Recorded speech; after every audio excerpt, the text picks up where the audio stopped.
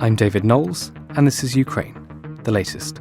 Today, we'll discuss the latest tactical and strategic updates from across Ukraine, look at how Ukraine is winning the drone war, and we'll talk to Val Voshchevska, a Ukrainian living in London, on digital activism and how the diaspora is reacting to the conflict.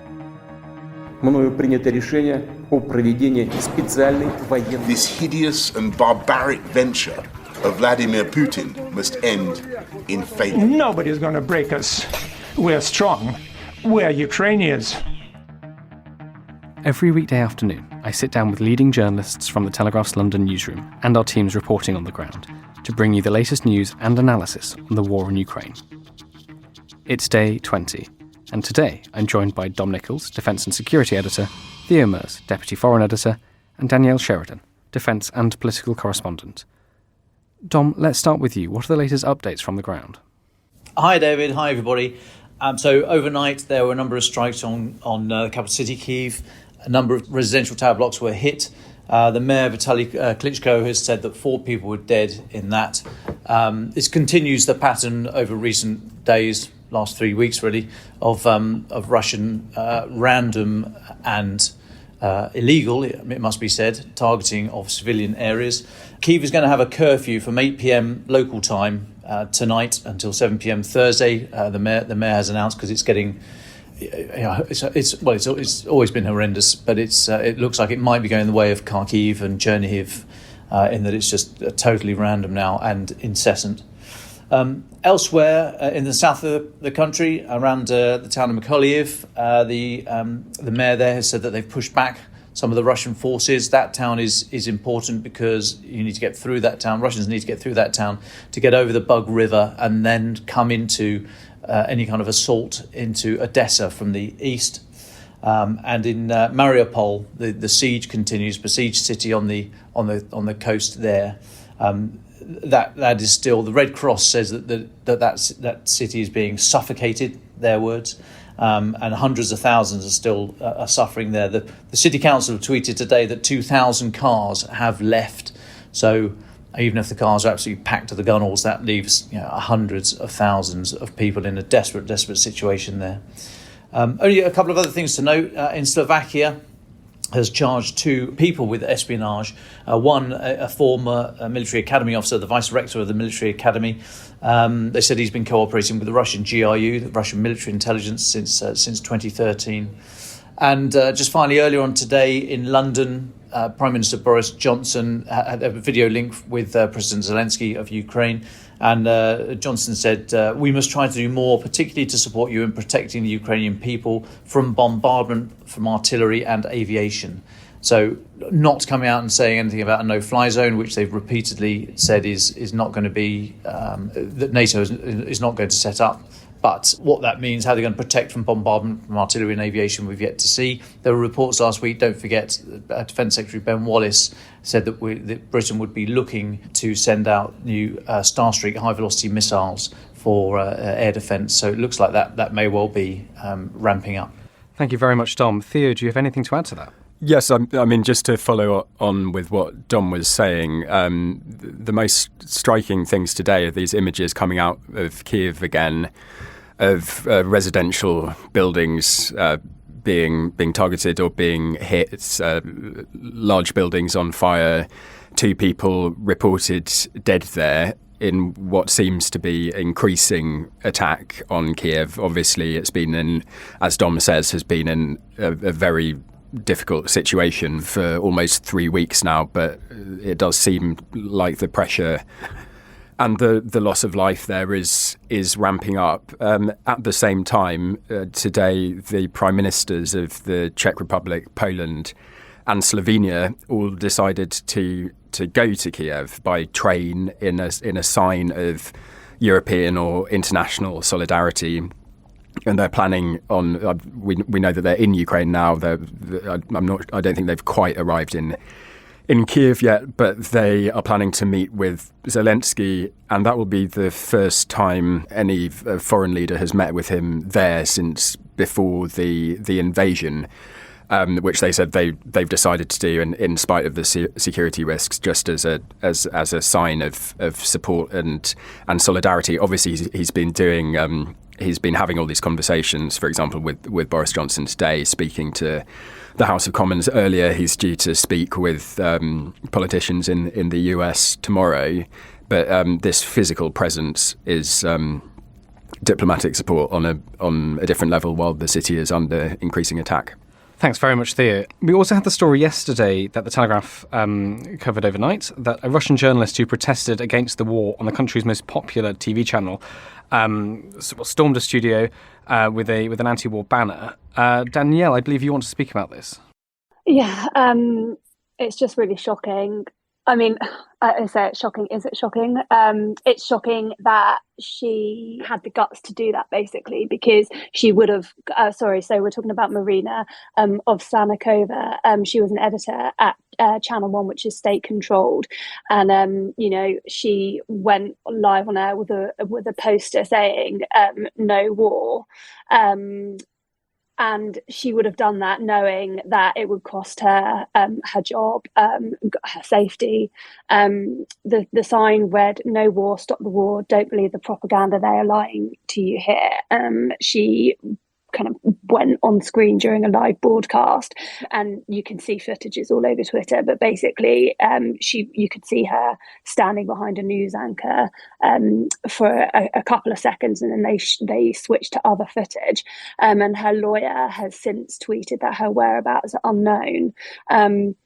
There was a Twitter account earlier under her name, but I understand it's actually it wasn't a legitimate account, but it had been tweeting stuff about how she stands by what she's done. But others have said that actually including her lawyer, have said her whereabouts haven't been known for hours since that happened. So it's very worrying regarding her safety, but also the outpouring of support for this journalist has been amazing. Volodymyr Zelensky addressed it last night, saying it was really amazing that this journalist had gone on air and protested. Alexei Navalny's spokeswoman tweeted "Девочка крутая," which means cool girl.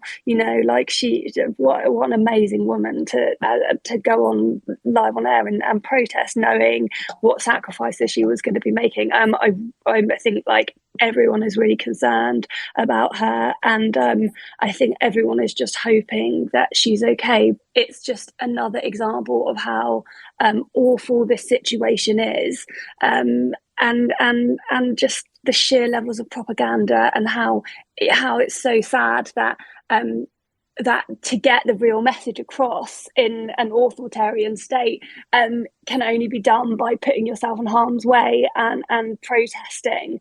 I mean, as a journalist, I think I definitely take for granted being able to report in a country where freedom of speech and the press is valued. Thanks, Danielle. Theo or Dom, I don't know if you had any more thoughts on that.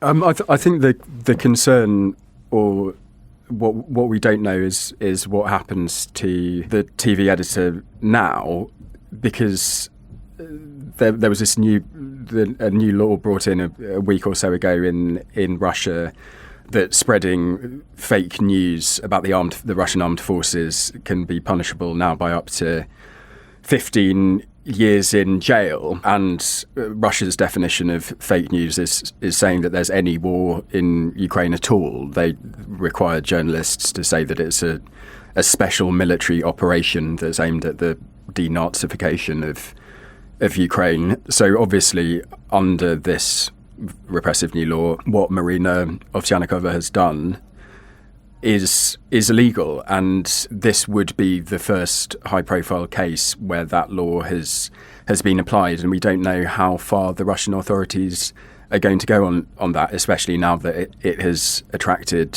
all this international attention. So I think that is going to be the story this afternoon and in the next few days when she does resurface what happens next. Thanks very much, Theo. Dom, would you talk quickly to the news that the Foreign Office is investigating reports that we think 3 British former special forces were killed in the Russian airstrike at the Yavoriv base near the Polish border? That's new and extremely concerning. Yeah, reports came out yesterday that there may be 3 former British service personnel who were killed in that strike at the weekend. We haven't been able to bottom it out. I mean, firstly, because the British Ministry of Defence just doesn't doesn't hold contact details and all the rest of it of veterans. So if you speak to them and say, was so-and-so in this camp, they simply wouldn't know, and they wouldn't release that information anyway. We've reported before that it's highly likely that there's a number of people gone over from this country, as they have from other countries. We've seen images of people in British military kit claiming they're from Britain. So it's not beyond the realm possibility at all. Whether or not they were part of the UK Special Forces group, we just don't know. There's a lot of people claim to have been in the group or attached to the group. So we just don't know. But actually, I mean, that's of interest to us domestically, but we need to be careful not to pay too much.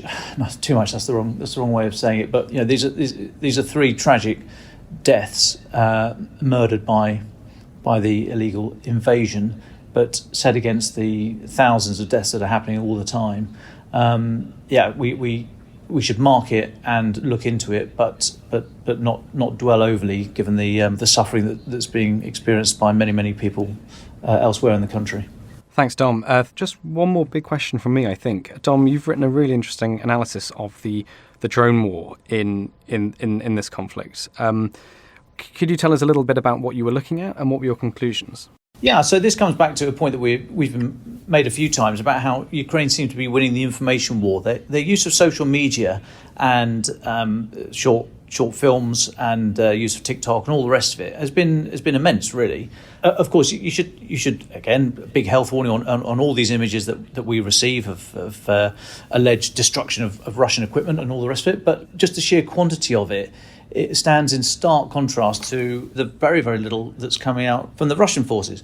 And bearing in mind, up to this conflict, we thought Russia were the sort of exemplars of how to do misinformation, disinformation, whatever you like, but how to use social media to put your message across. We said that the St. Petersburg-based, the Troll Factory, the Internet Research Agency, was the kind of the gold standard of this, and yet we've seen very little. So from the Ukrainian side, we've seen a lot of footage alleged to come from TB2 Bayraktar drones, these drones made in Turkey. And now we see TB2 again, and there's this amazing footage of destroying tanks and armoured vehicles and air defence assets and all the rest of it. It's very arresting stuff, and a lot of open source sites have verified it and verified the attacks and the claims and counted the amounts of material that have been lost.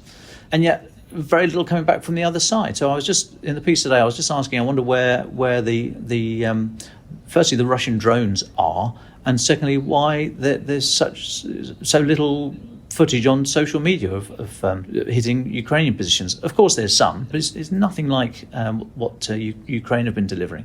And it's just fascinating. And I wonder if the drones are there, in which case you wonder why they've not sewn up the other side of that equation and are working on the information campaign to push the footage out. Or maybe the drones aren't there, in which case you wonder, well, why not? We know they use them. They've got about 2,000 aircraft, UAVs, uninhabited air vehicles in their inventory. We know they use them. They used them last year on Zapad 21, the massive military drills they ran last year with Belarusian forces. So we know they've woven drones into their mode of warfare. Drones are no longer the exotic or the experimental side of military technology, and yet they don't seem to be in evidence. And if they're not being used, we just wonder if that's another example of them kind of sort of stuttering out of the blocks in this war, or we're just looking in the wrong place. I also posit in today's Dispatches newsletter, if you've not signed up for the Telegraph's daily Ukraine newsletter, Dispatches, I suggest that's not a bad way to look for daily updates. And I just suggest that I wonder if the drones are actually, if we're not seeing them and Russia are not pushing their footage and not really making too much of them because they're over in the West, and I wonder if they're looking for these resupply lines, these the lines from NATO countries and from other Western countries that are supplying anti-tank and anti-air missiles. We've seen in recent days about a drone, an Orlan-10 drone, which we know Russia uses. An Orlan-10 drone crashed last night, in about 50 miles inside Romania.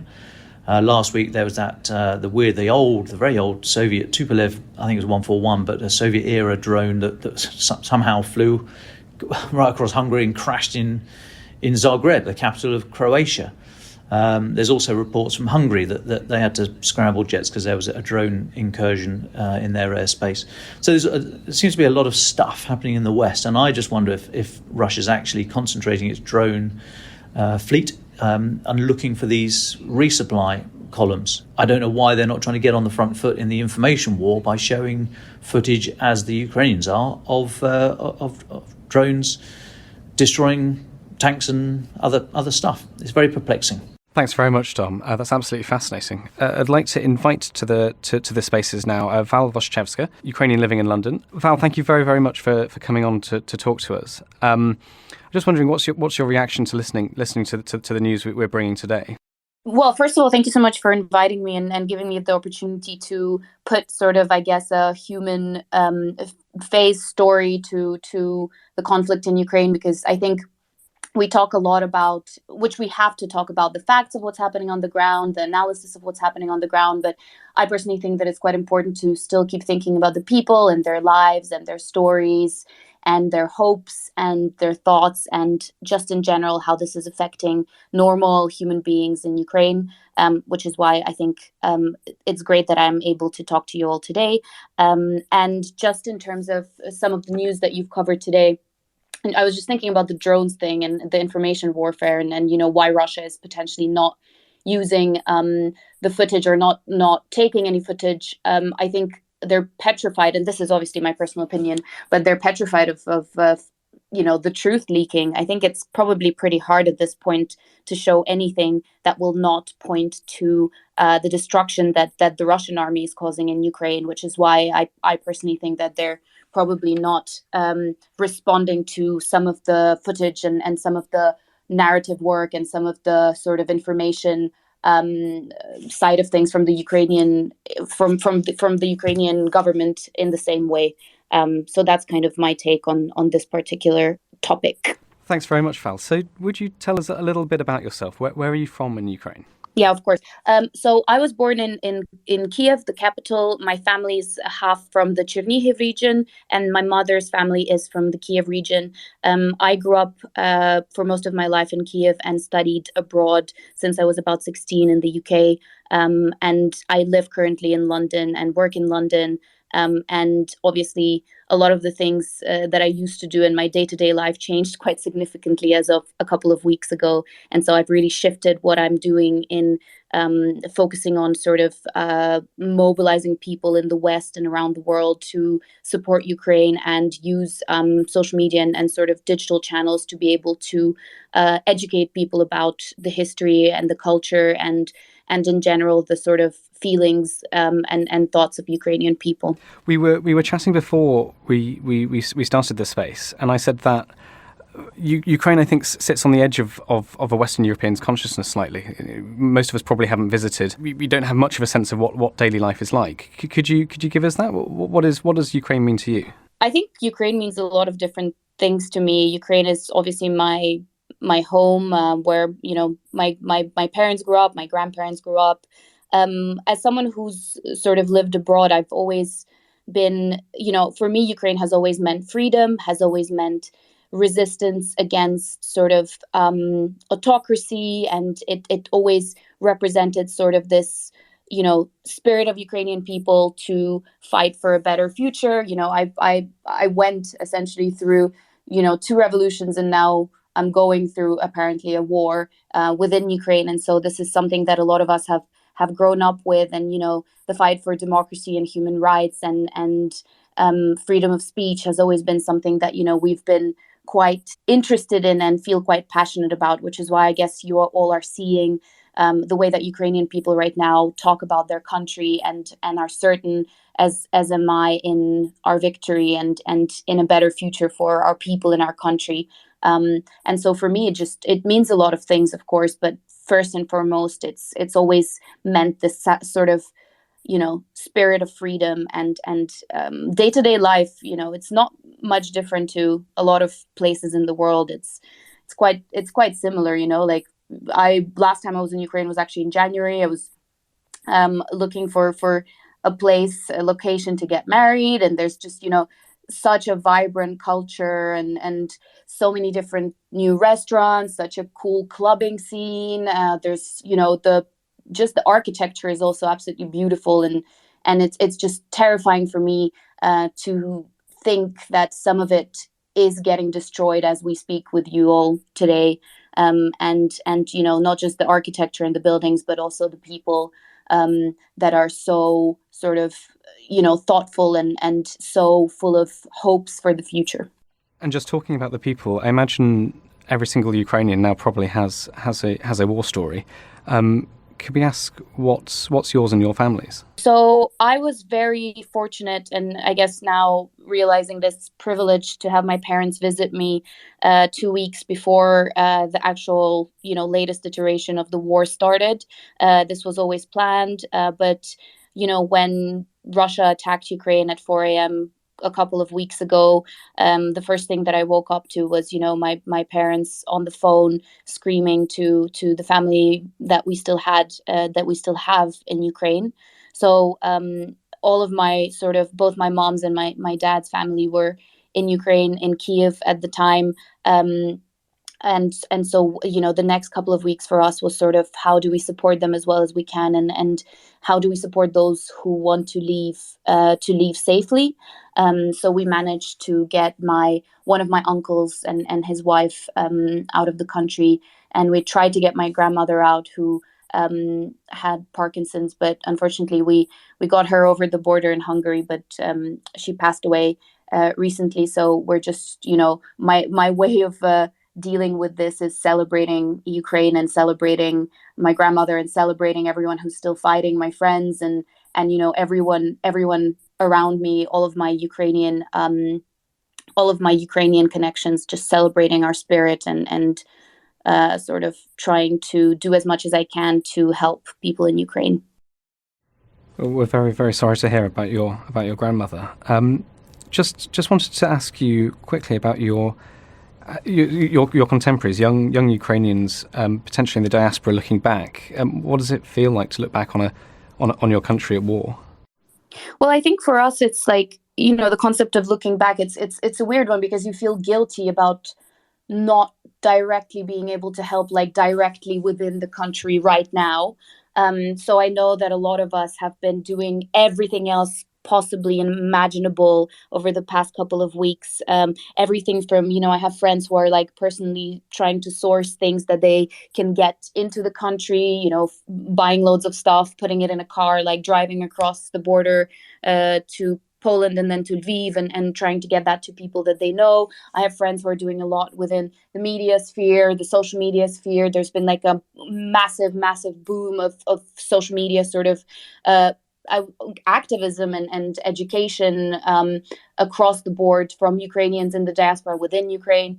And a lot of us have been, busy with very practical things, like trying to support our families who are getting out of the country, and trying to make sure that, our friends as well and our families are able to find opportunities right now across the world. I guess, it's just, there's a lot of different elements of what a lot of us are trying to do, but it's also, this, I think a lot of us are still, and I think this goes for not just Ukrainians in the diaspora who have been here for a while, but also people who are just now fleeing, but also people in Ukraine, is that I think a lot of us have not realized, and I don't know how long this war is going to go on for, but a lot of us still have this like immediate emotional reaction that this is super temporary, and that we need like a temporary solution, a temporary way of life, and then we'll change it once this is done. And I know that, people in the West, a lot of people in the West believe that this is going to go on for quite a while, judging by how everything is unfolding. But I think like on an emotional and personal level, it's really hard to understand that. So I've also been talking to a lot of my friends who are still in Ukraine. Some are fighting, some are part of sort of the media and as you called it, like the information warfare troops, if that is what you can call them. Sort of, there's a lot of, bloggers who have massive accounts who are doing a lot of volunteer work. I myself volunteer for Women's March in Ukraine, and have colleagues who are still there supporting women in vulnerable situations through various different means, including like psychological support and whatnot. So, the list is really long for what we're doing, and we're just trying to find out what is the best use of our time, and everyone has different expertise within their, day-to-day life that now is useful in helping our people and helping our country. Thanks, Val. I would say just quickly, Theo, Danielle, and Dom, if you want to join this conversation, do please. Oh, Theo, you've unmuted. Yeah. Well, I wanted to ask a question. Thank you very much for coming and talking with us. You talked about your social media campaigns and other people's social media campaigns and activism.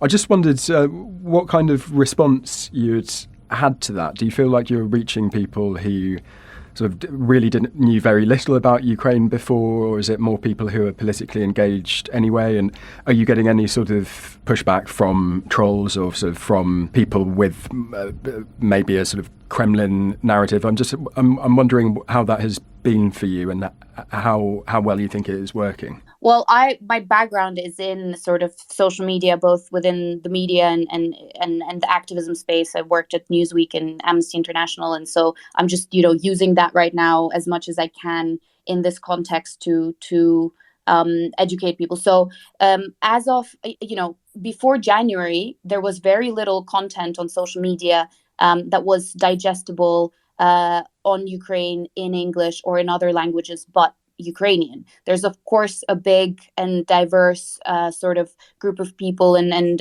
information space on social media in Ukrainian for Ukrainians about Ukraine, but there was virtually nothing until this one post, I think it was January 22nd, by Yulia Tymoshenko, not the Prime Minister, an activist on Instagram, went viral. I'm sure some of you may have seen it. It was just like an explainer on what's going on with Ukraine, and it got over like 100,000 shares and 80,000 likes, and it was just like the first big piece of social media activism geared towards the West to explain what was actually happening from a Ukrainian, if that makes sense. And since then, a lot of us have been doing a lot of that content, and you can check out most of what I do is on Instagram.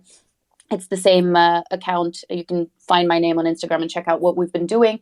It's a lot of smaller accounts. You'll be surprised, but our reach has been unprecedented right now, because we really understood that there was absolutely a massive gap in more of the educational side of things around, Ukraine's history and Ukraine's culture and Ukrainians' perspectives and everything else around that. Because I think a lot of people, what I did find, both right now and before, as you said, like, did you get any pushback and stuff like that, is that there's been obviously this like massively binary narrative of US/NATO versus Russia. And I think one of our main responsibilities and one of our main goals so far has been to show we actually have our own history. We actually have our own history of sort of struggle and Russian imperialism and all of these things that is that can explain what's happening in Ukraine, as well as all the other sort of NATO versus Russia kind of perspectives on the war. And so we've been really trying to talk about that as much as we can. And also, there's been a lot of people doing this throughout academia for quite a while now, in Cambridge and various other places, specifically talking about, Russian imperialism and what it means for us in the 21st century, for Ukraine in particular. But we've really tried to digest that for audiences on social media. You would actually be surprised right now.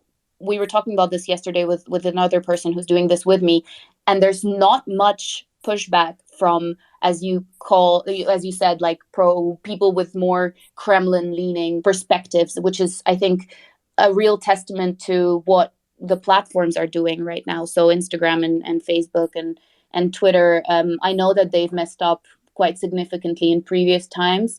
I know also probably, Russia shutting down Instagram within the country and other social media platforms is helping a little bit in making sure that, we are operating as Ukrainians in a safer space. But I think it's just getting a little bit, we are able to better communicate with people in the West. There was a lot of efforts prior to a lot of these social media bans from the Ukrainian sort of media and activism circles to focus what we were doing on Russian audiences. But I believe that has gotten harder and harder with the latest news on what the Russian government is doing to limit what information people consume within the country. Theo Mers. So following on from what you're saying about this Russian crackdown on free speech, and obviously if you're an at all liberal-minded or opposition-minded Russian at the moment, this is a terrible time, and the invasion is being accompanied by this real repression at home. How do you respond to stories like that as a Ukrainian? Do you feel is it possible to feel sympathy for the parts of Russia that are being destroyed and the Russian people who are being affected by this war, or is that? Good question.